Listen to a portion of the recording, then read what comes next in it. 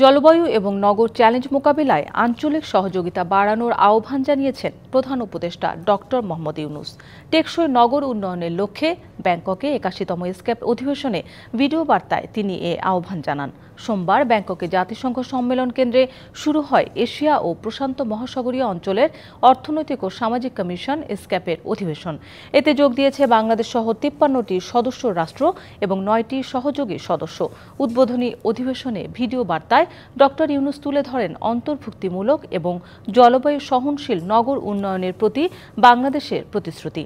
দেশের সংস্কার অভিযাত্রা ও ৩-০ ভিশন, অর্থ সম্পদের কেন্দ্রীকরণের অবসান, বেকারত্বের অবসান এবং নিট কার্বন নিঃসরণ শূন্যের লক্ষ্যের ওপর জোর দেন তিনি। জলবায়ু নগর চ্যালেঞ্জ মোকাবেলায় আঞ্চলিক সহযোগিতা বৃদ্ধি করতে হবে। একটি টেকসই ভবিষ্যৎ গঠনের জন্য যুব সম্ভাবনা এবং উদ্ভাবনকে কাজে লাগানোর জন্য সকল দেশের প্রতি আহ্বান জানাচ্ছি। Regional cooperation for resilient and sustainable urban development.